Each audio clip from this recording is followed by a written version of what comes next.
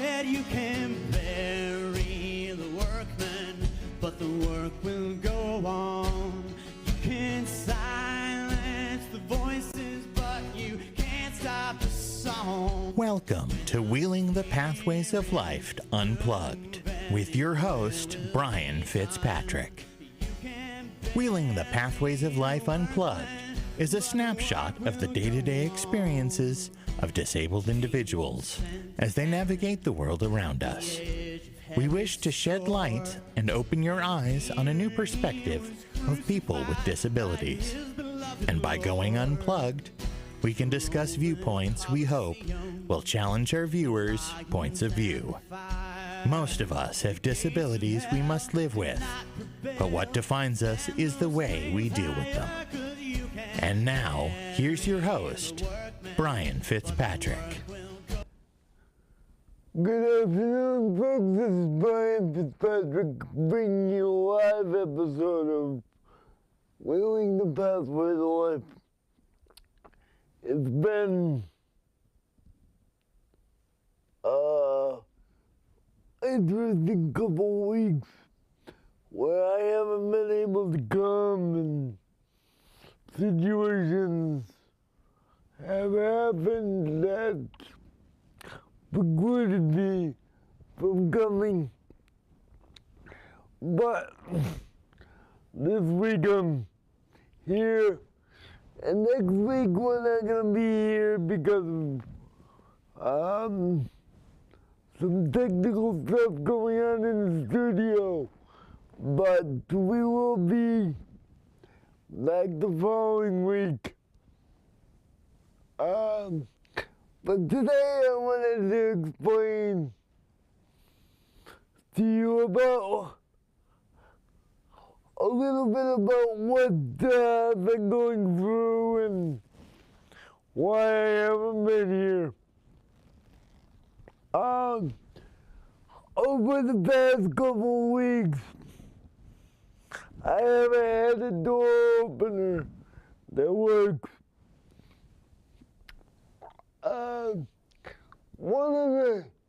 One of the things I want to talk about too is PCA's roles and responsibilities as far as doing what I ask and knowing the difference between doing something they know they can do or not doing something they know they can't do versus the two differences between doing something that I ask or doing something they're capable of. There was an adjustment that needed to be made on the door, and I had a PCA try and do it, and it basically fried one of the components that is in the door that I need to be able to open the door. And that is one of the things that I want to talk about today. It's you can be helpful. You can be helpful in some ways if you help me do things I need to do. But you can also be a hindrance if you try to help me do something you don't have any clue as to what needs to be done. So in that sense,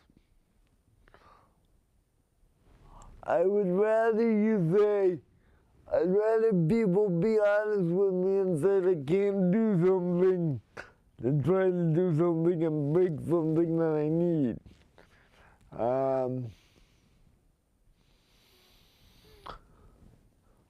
Because in the state of Massachusetts, there are very, very few places that can fix doors. Fix automatic doors.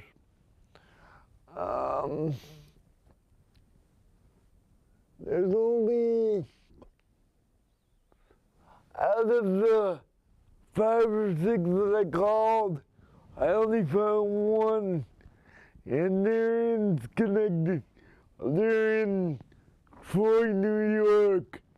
Actually, to be honest with you, I found a company in Troy, New York that's coming out and fix my door. And people may say to me, why are you making such a big deal out of a door? Because that gives me the independence to be able to come and go as I want to without needing staff to be there. And like I said before, the PCA job is to make me as independent as I can, as independent as I can be. The whole thing about what needs to happen is you guys need to realize as PCAs that you're there to assist the patient be as independent as they can, not to make their life harder. I know the intention was to be helpful in fixing that door, but the expense of that door, sorry guys, the expense of that door is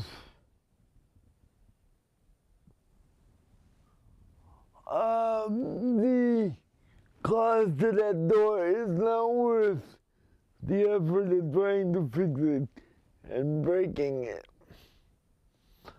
The cost of that new door opener that I gotta put in is it's $2,700. The total cost of the repair, the replacement, and the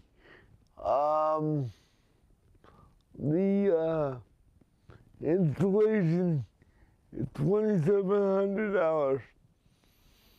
So you gotta remember when people try to help, is this gonna be worth? Is this problem something that I can handle or not? And I also gotta remember too that not everybody's capable of doing everything. So when I ask a person to do something, I need to keep in mind what am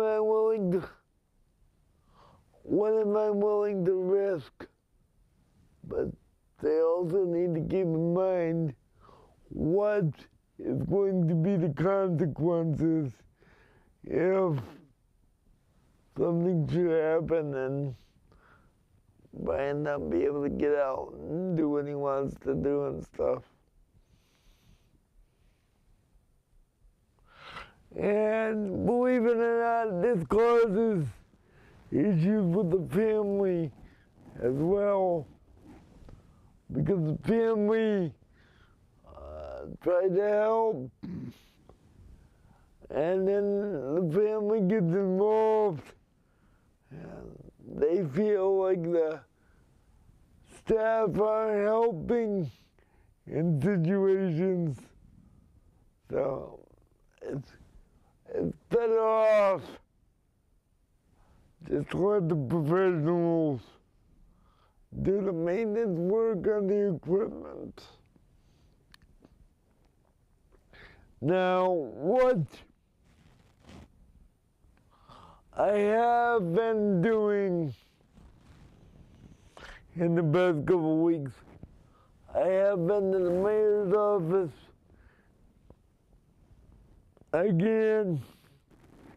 We have a date set in July 11th.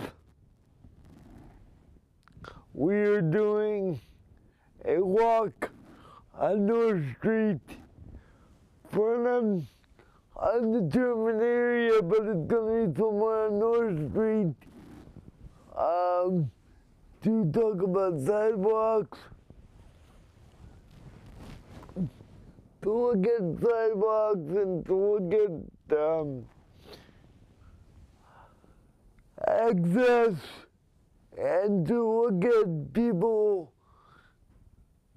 paying attention to the rules and regulations about giving people time to cross the sidewalk. As far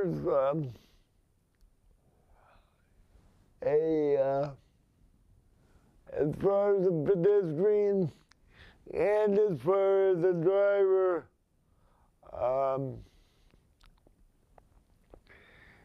if you do not wait for someone to cross the crosswalk, if you're in the crosswalk, all drivers legally have an obligation to wait for somebody to cross the crosswalk.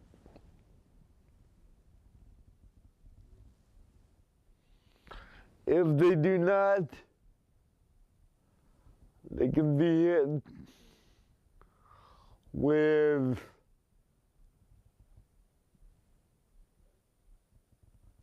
as potentially as high as a $200 fine if they decide to cite you with a state fine. It could be upwards of $200. Crosswalks are not the time. Crosswalks are not the place for drivers to speed up so they can get where they're going. Crosswalks with people in them. Safety is important. If you're 5 minutes late for work, if you're 5 minutes late coming back from work, coming back from lunch to work, I would venture to guess your boss would be more happy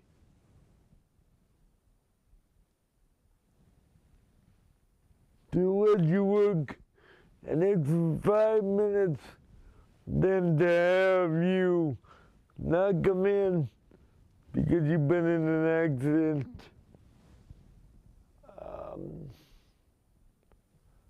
After lunch. And you are potentially looking at a bigger situation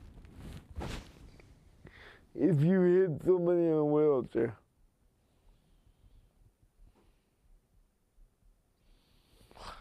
One of the other reasons why I wasn't here one week is I went to court. I won't give you names, but an individual on my staff actually stole some money from me. And actually,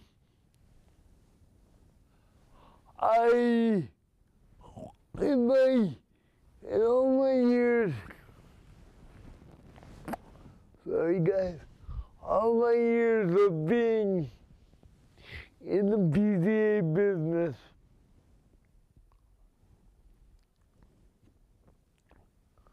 we've tried to get the court system to recognize that situations like stealing from a handicapped individual is nothing to play with and nothing that shouldn't be taken seriously. And this past week or so, we finally, last Friday, I finally got my, I finally got a winning court over the situation. And it just proves to everybody out there that you cannot take advantage of a handicapped person financially. I don't care if it's 10 cents, I don't care if it's $39. You cannot take advantage of a handicapped person. I will be the first one to tell you, if you do, anyone in this field should be there to help people, not to take advantage of people. And they should not take advantage of people, they should be willing to help people. If you're gonna take advantage of situations, you will be held accountable for it.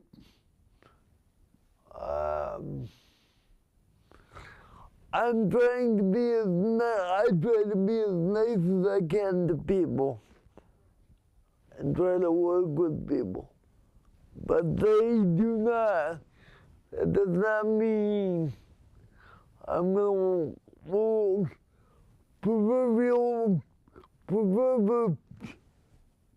I'm not going to roll over and play dead and let somebody walk over me.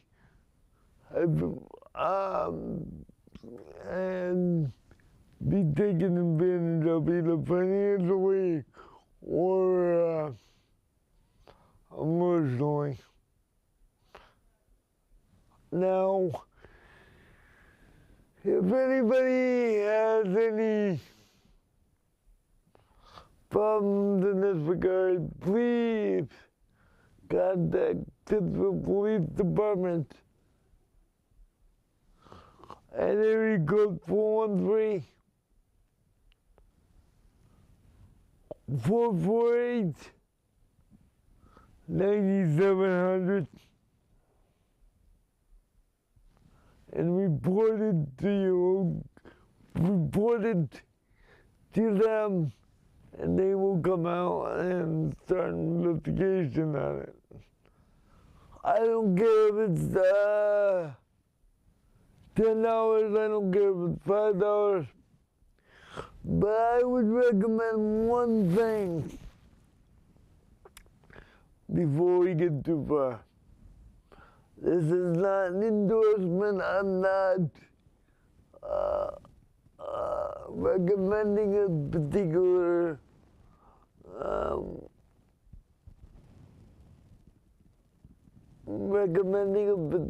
situation, but I personally have gotten Cash App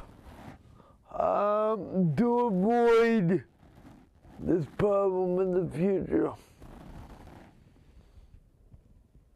of people taking advantage of me and not being able to recognize that situations are going on. Because you check your transactions every week. You check your transactions every week. You check your transactions every day, for a matter of fact, but at least you recognize it and you have proof that something's going on. If you use cash, you don't have a way to track cash, even though they have serial numbers on the cash. You can't go back through every dollar you've got and look at every serial number. So the best way to do that is to get a tool like Cash App and do it that way. I'd like to thank D.A. Shagru for being the DA's office for being willing to take this case seriously, and I think a satisfactory outcome is amazing. And when we come back, I'm going to talk to you about the family and how families come together in a time of need for the disabled. We will be right back, folks.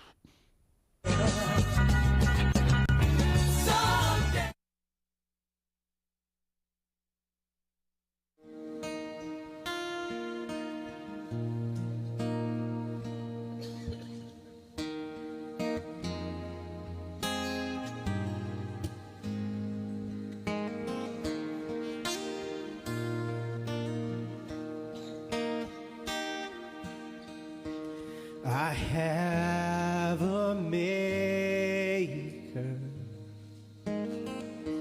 He formed my heart before even time began. My life was in his hand. He knows my name.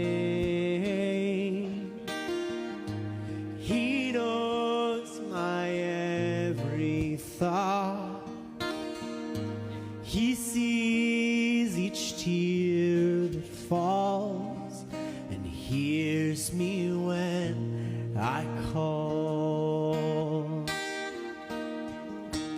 I have a Father. He calls me his own. He'll never leave me, no matter where I go. He knows my name. He knows my every thought.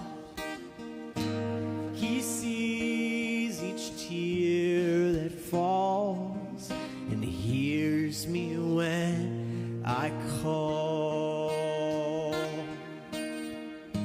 He knows my name. He knows my every thought. He sees each tear that falls and hears me when I call. You hear me when I call. He hears me when I call.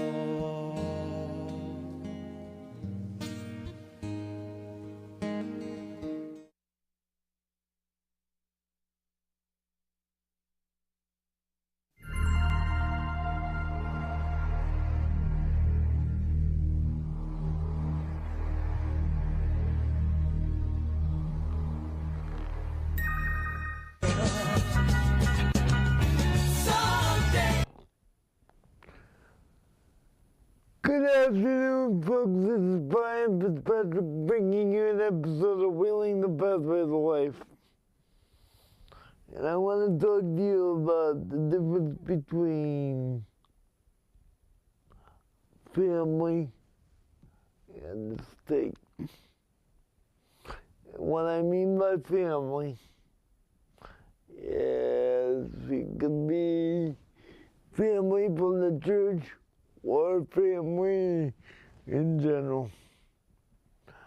And knowing that the biggest thing for me about going to church and the biggest thing for me about being with family is knowing you got people to fall back on. Okay? But the issues that I've been having lately is the fact that there is so much red tape about using state funding that in a situation like my automatic door, I've got to do a written estimate, a written situation and get an email back from the company and submit it to the state for approval. Now, that would be fine if I could wait 3 weeks or 6 months for approval from the state. Well, I can't, because I need to get out my door as soon as possible, because right now I have to have staff there when I go out. I can't leave the house unless I've got staff that hold the door for me, or inconvenience somebody else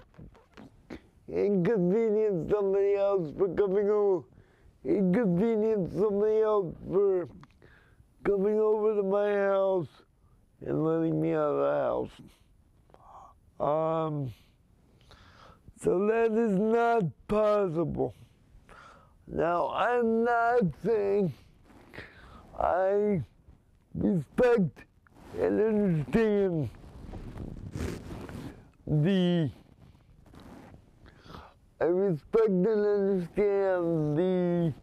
reason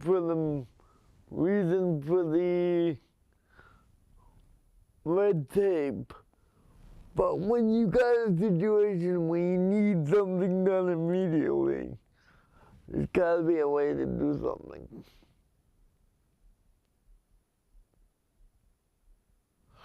And when you get into situations like this, I've heard cases like this, and I'm not gonna mention names, but there's a particular case in my situation within my circle of friends that an agency ordered a piece of equipment. Okay, the equipment came in, but it took more than a year for them to get it out of the garage because they got sick of waiting for an agency to put it in, and the family decided to put it in themselves. And because the family decided to do it themselves, the family could not be reimbursed for the cost of putting it in themselves. So when you're using state money, yes, I can understand there's regulations and situations that need to happen, but you gotta take into consideration This is people in human services and any kind of human services. I'm slowing down for a reason. In any kind of human services, you are dealing with people's lives. If one of your family members was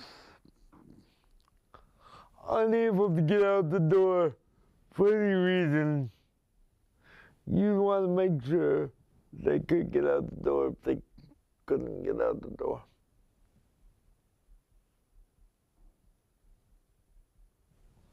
Now,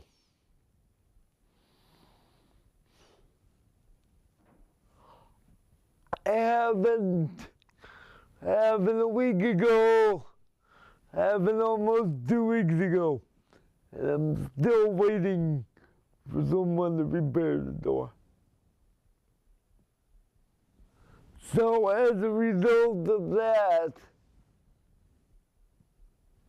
I think I'm going to have to resort to using other resources that I have to get it done. But I'm talking about the people that don't have the resources to get it done.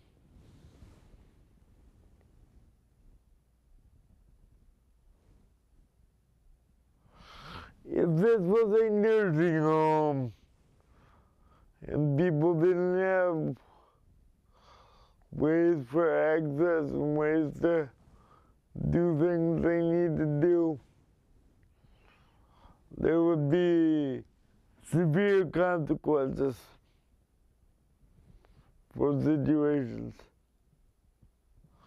And because I choose to be on my own and to be as independent as I can be, there's virtually no consequences for what happens in my house. I'm not saying there's no consequences, but if something breaks, oh well, you gotta wait for funding to get there, you gotta wait for somebody else to get there, you gotta call them, you gotta get quotes and stuff like that. In the meantime, situations like mine happen and you're stuck in the house and not able to get out the door independently.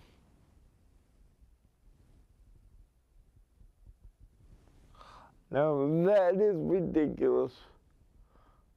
And I will work as hard as I can for anybody out there to work on their situation and to understand their situation so I can work side by side with you to help you navigate some of this. Because if we don't try and change things, there's no way they're ever going to be changed. It's going to be an ongoing situation, and I swear to God, I will never complete all the work never complete all the work I'm setting out to do, but one step. We are one step closer every time we open our mouths or advocate for what we need. And if agencies get a little upset because I get a little bit loud and a little obnoxious over the fact that it's so ridiculous for some of the rules and regulations we have to follow, and so be it.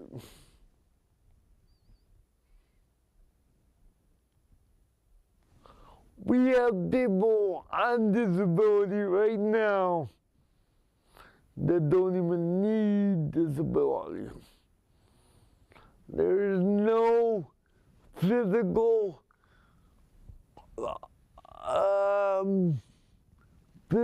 need for people to be on disability. There's no mental need for people to be on disability. But because they got a bad back and don't want to work, I mean, I'm not picking on people with bad backs, but if your back's a little sore because you picked up something wrong,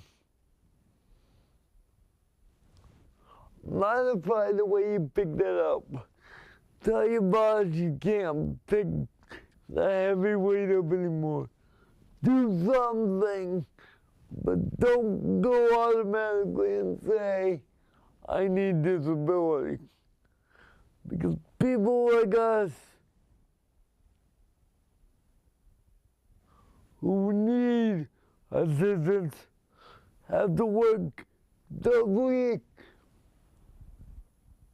harder than you getting disability to try to maintain what we have. I try to get ahead a little bit because people are getting away with getting disability when they shouldn't. And I'm not saying this in all cases, but there's so many cases out there that they're just ridiculous.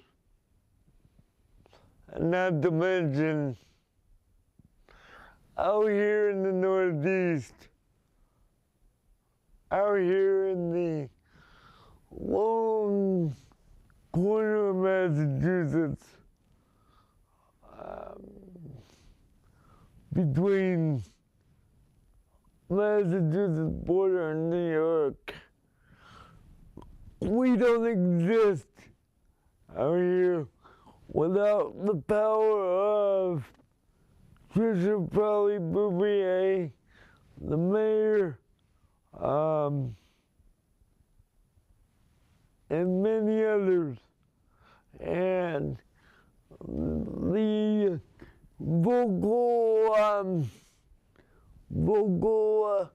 vocalization from people like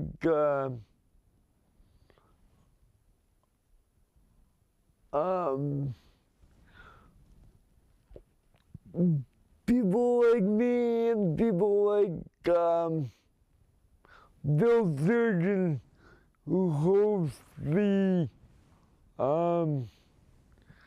morning drive on 89.7 WTBR every day at 7 a.m.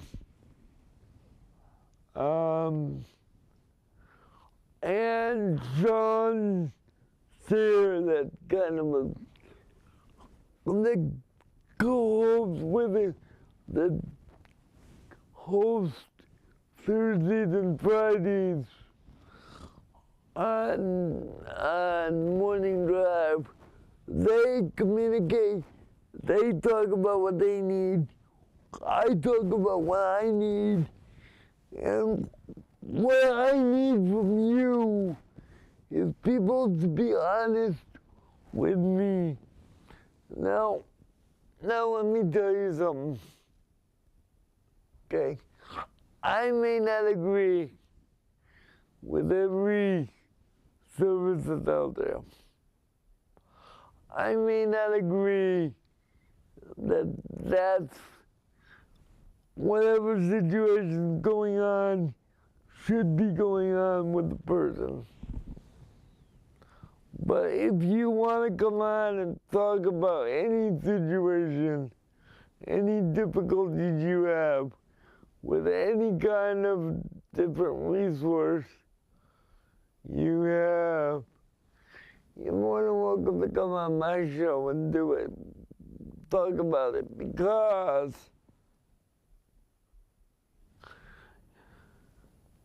Because the way I feel is if anybody's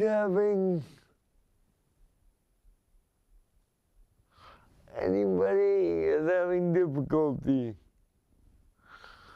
especially with disabilities, there's gotta be 5 other people, or even one other person that's having a similar problem, or one other person that can assist and understand and emphasize.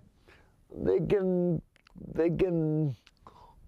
relate to others, to your situation, because they've gone through the same thing.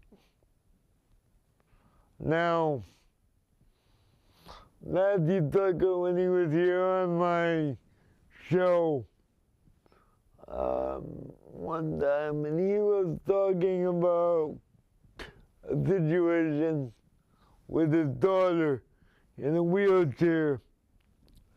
They literally had to get the company to come out and take pictures of the parents loading the wheelchair in the van because they couldn't get it from Medicaid unless they could prove the parents could handle it.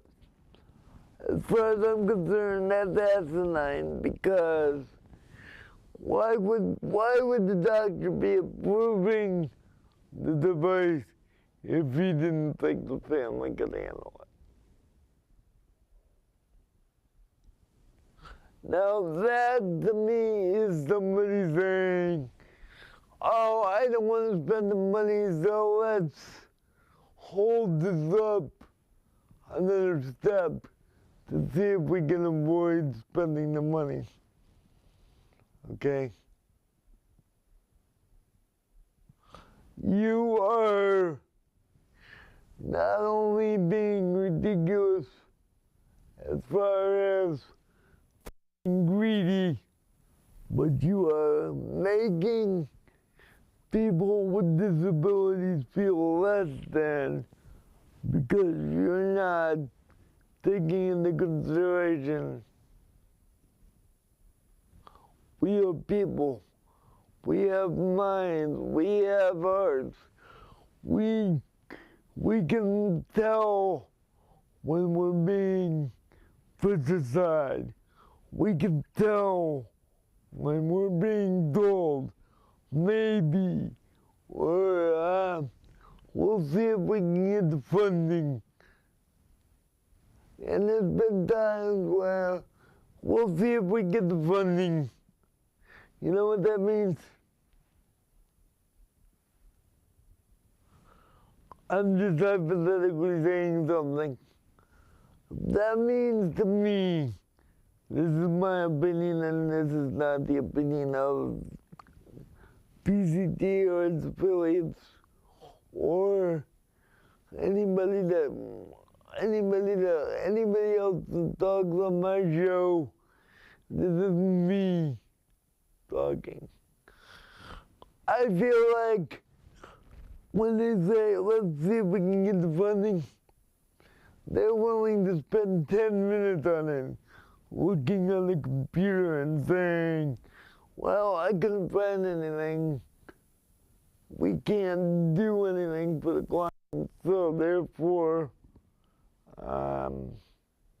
we're going to tell him we can't get services from him. We can't do what he needs in emergency situations, because that makes me feel like we don't want to spend the money, so we won't even bother working. We'll just tell him that we can't get the funding at all.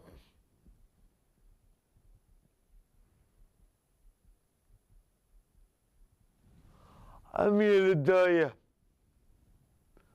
I'd rather you be honest and say, you don't think that's a good idea, than sit there and lie to us and make us feel like idiots, because we're we are intelligent enough to know when we are being lied to or put aside and saying, we'll get to it when we get to it. Well,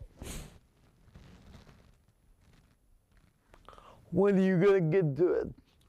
I'll tell you when. When and if you feel like doing something, is when you're gonna get to it. And not to mention the people in Washington or something like that. They don't see the need for services because they're not out here living it every day. They're not out here doing what we need to do. They're not out here living the situations we live in. But let me tell you something.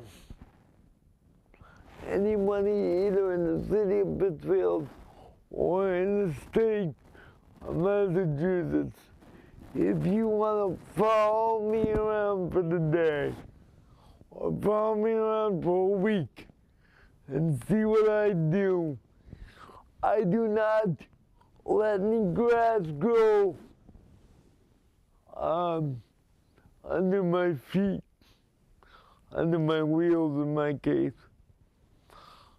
I do not let grass grow, and I do not expect anybody else to let grass grow, because so many people need help. If you're not willing to help, then as far as I'm concerned, what the heck are you doing in the business of working for the government, working for the disabled, or working in human services at all? Because if you're just in it for the money,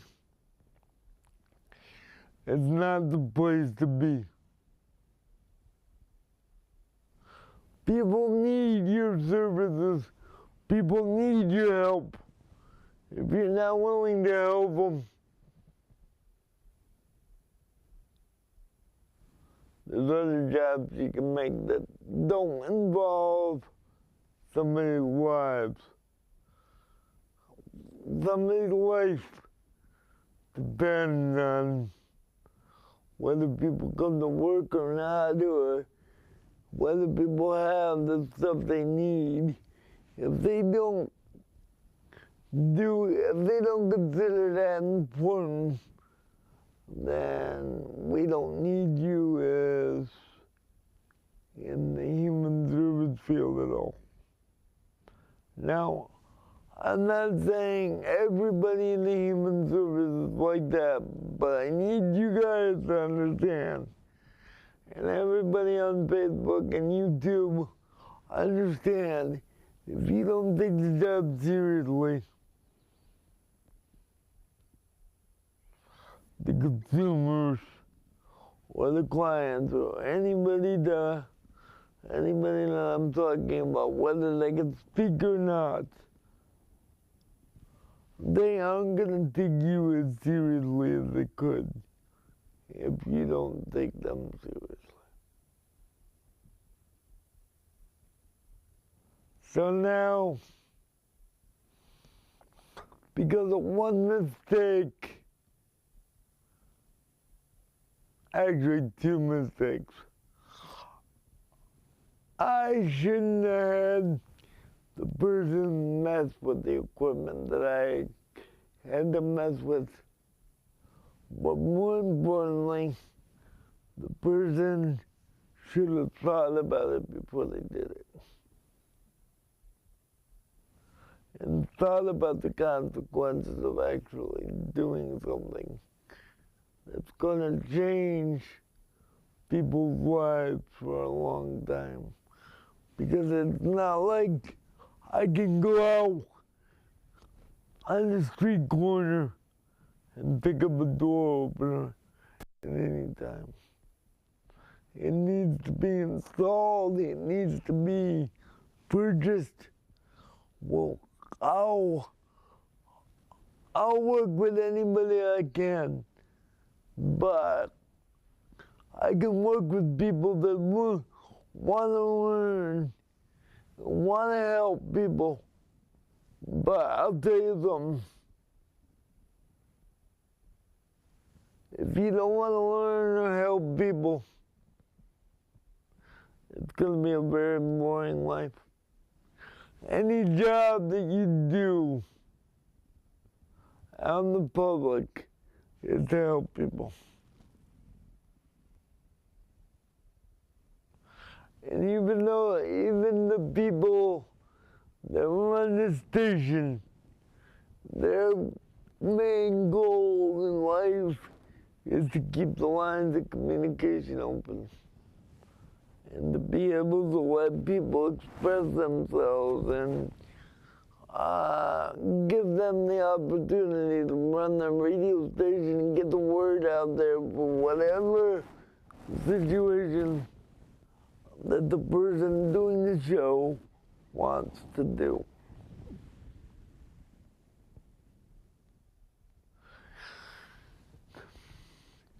There wasn't a person who had that frame of mind, we wouldn't have the studio we have now. Public access does not have to be the situation it is here. The rules on public access is all you legally have to have is a bulletin board so people can put information up and tell the public what's going on. We in Pittsfield take it a little further, and most TV stations, most public access stations do. But my point is, people care, people take the time and put the effort in to put the equipment in here so we can put on shows. And if they didn't, you wouldn't get the information you get every day, and you wouldn't see city council meetings, you wouldn't see the disabled commission in Pittsfield. You wouldn't see any of that. It takes dedication and people caring about other people to make stuff like that happen. So, my goal for you this week and next week is make an effort to show that you care about other people. And if you have any questions or any concerns about a topic you want to hear about or show idea you want me to focus on for the topic, feel free to email me at wheelingthepathwayoflife@gmail.com. That's wheelingthepathwayoflife@gmail.com. And it may take me a little while, but I will get back to you and I will consider putting a show on like that. I'm working right now with AdLib. I'm putting together a series of shows, and I'm working with the mayor's office to come on in May to discuss what's going to be going on in July. Now, again, like I said, none of what I said necessarily happens to everybody, but I'm telling you, look out for what you do to benefit others. Because what you're doing may be benefiting your pockets or your desires for that person, not necessarily what that person or persons want to do. As far as, and even make sure you include the family in what you got to do, so that they have a say over what their family members doing. With that, folks, I'd like to thank you, and it was a pleasure to be back, but I will be back in 2 weeks for another episode of Wheeling the Pathway to Life. Remember, folks, you can contact me at wheelingthepathwaytolife@gmail.com, wheelingthepathways@gmail.com. Look forward to talking to you. Look forward to seeing you next in 2 weeks. Have a good afternoon, folks. That you can bury the workman, but the work will go on. You can silence the voices, but you can't stop the song.